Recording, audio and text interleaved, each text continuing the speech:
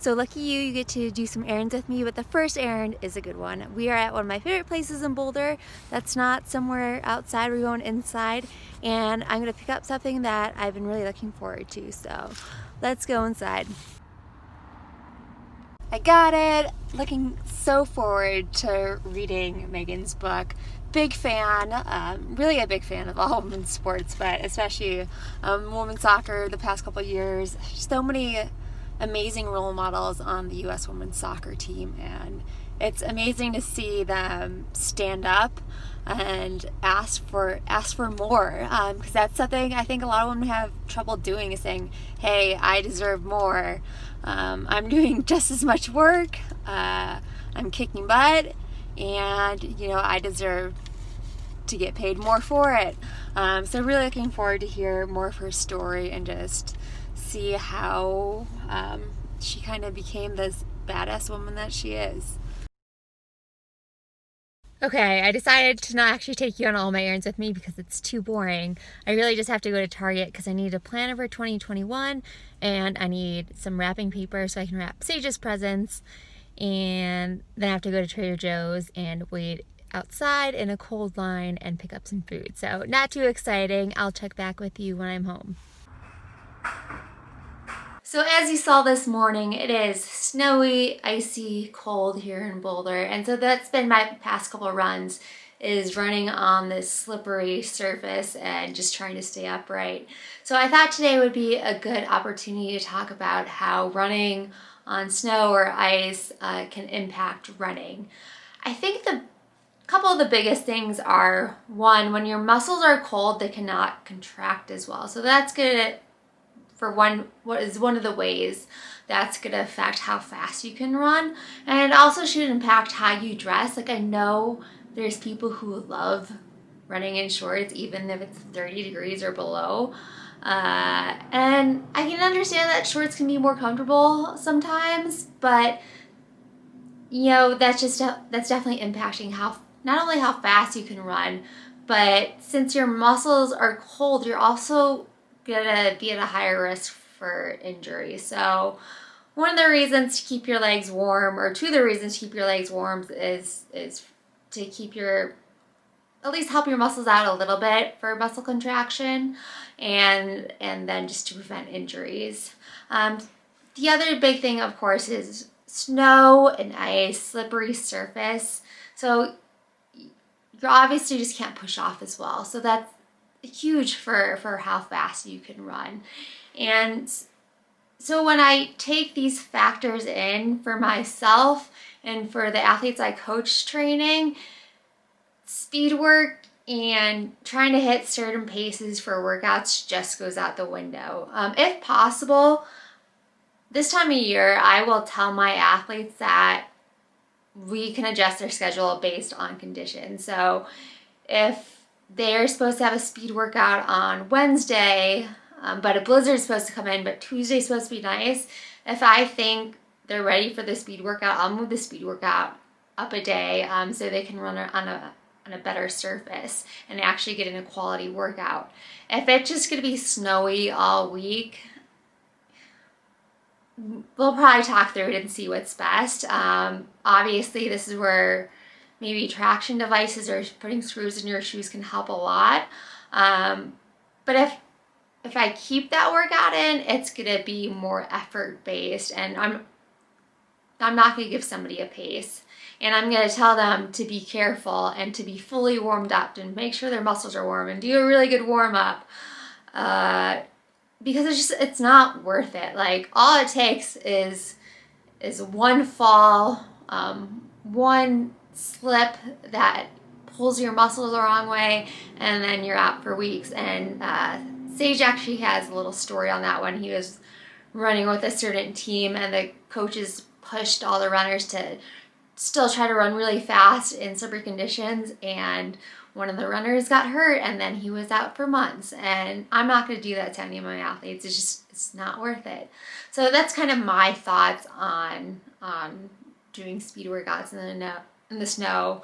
But with that said, I still ran a lot this week. Again, like the beginning of the week was actually beautiful. But the past couple days, you know, I did really want to get a speed workout, but I wasn't gonna get a quality speed workout, so I just got the miles in, and I try to be super careful about that. And I think because I know that the snow can shorten up my stride, it can work my stabilizer muscles more, which can also lead to more tight muscles, is that when you get back from snowy runs, you do something to open up. I actually just posted on Instagram this 3-part sequence that my strength coach Kevin gave me, and I think that's a really good one for after snowy runs. And then of course, like, there's just mobility, do some hip flexor stretches and stuff like that. So those are just all things I would keep in mind when running on the snow and ice.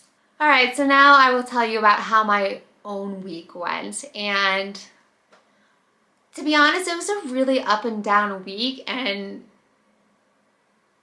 some of that was physical, and some of that physical being down kind of like just led to some frustration mentally. I'm at the point in my life where I don't get too caught up in how my running is going and let it affect the rest of my day. But this week I had a couple points where I was frustrated, and it's not that anything hurt, it's just that I felt really off. For example, on Wednesday, I set out to do a long run with Sage and a couple of our friends, and they're all really fast guys. And I was doing good, and then maybe, I don't know, 5 to 6 miles of going uphill on like a 10 miles uphill section, I felt my form go, and I just struggled to keep up. I really couldn't keep up, and I felt my left leg just kind of like lagging behind, and I was super frustrated about that because I'm like, oh, I'm not gonna be able to run Black Canyon like this.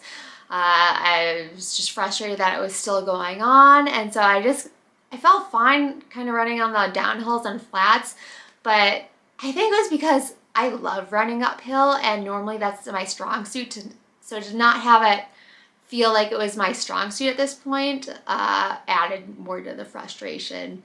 But again, nothing hurt, so I could still run just fine, and I ran a lot of miles this week, and energy-wise, I felt great. Highest mileage of the cycle, got to 100 miles, and my energy was great. I didn't feel hurt at all. It was just form feeling off. But going back to talking about Kevin and that sequence he gave me, I went to see him after a couple days after the long run, and we kind of like went over some things, especially about like opening up after, especially from like when my left leg is extended back to open up my right shoulder the other way, because for some reason I was kind of just carrying my right shoulder in, and that was affecting how I was moving my left hip. So doing some of that stuff to really like open up these opposite ways, it helped me a lot the past couple of days. And I felt way better. I would have liked to get a speed workout in if conditions were a little bit better. And so yeah, that's kind of why running was up and down. Mileage was good, energy was good, no problem running higher mileage on an energy standpoint. And I think my body actually feels better now than it did at the beginning of the week. So that's good. It was just some of those like form issues that were frustrating. So now that it's Sunday evening, I'm feeling way more optimistic than I did a few days ago. Again, I feel really pretty good, and hit my 2 highest mileage weeks the past couple weeks, and now I'm going to Ohio next week. And just to get this out of the way, I know traveling is not ideal right now, but I think a lot of people watching this, you know, my sister passed away this year, and so me and my other sister, we feel like it's really important to go home and to see my mom, stepdad, and dad and be with them for Christmas. But we are going to be extremely, extremely careful. We're only going to see our parents, and along the way we're going to stay in a hotel. We're going to request a room that nobody's been in for a few days, and so we're going to try to take all the precautions we can. I'm going to try to get a COVID test tomorrow, And so I hope everyone understands, like, yeah, it's really not ideal to travel, but I'm only going to be with my parents. And so you're going to see me, the next couple of videos are going to be in Ohio. So I know some people are still going to disagree with me, and I totally respect that, especially during this time. But it's going to be a hard Christmas. Even without COVID, it would be an incredibly hard Christmas. It's going to be an incredibly hard Christmas this year without Amanda. So yeah, so I'm driving home to Ohio with Ray in a couple of days, and I know I'm not going to be running as much when I'm there. That time is for family, and I'll only have the chance to run once a day.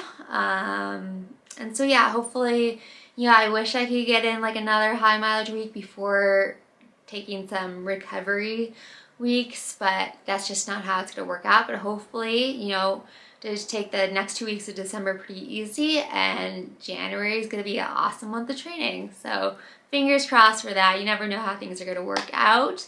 But yeah, I think that is enough of me rambling on, and Sage is cooking dinner tonight. I think we're just going to have a Buddha bowl, which is a really staple dinner for us. Pretty healthy. We ordered takeout, which was awesome yesterday. We ordered from Sherpa's Adventure restaurant. So really good like Nepalese food, and that just really hit the spot on a cold night. But it is Sage's turn to cook. I still have to. So next week's video, or this week's video, is going up tomorrow, and it's already the evening, so I gotta make sure I finish that up and get it up for you guys. And yeah, I'll get back to you when Sage is making dinner. Okay, that's a wrap for this video. Having the Buddha bowl for dinner. Betty's got a little bit overcooked, but it's still gonna taste good, and that's all that matters. And I always crave like Buddha bowls for some reason.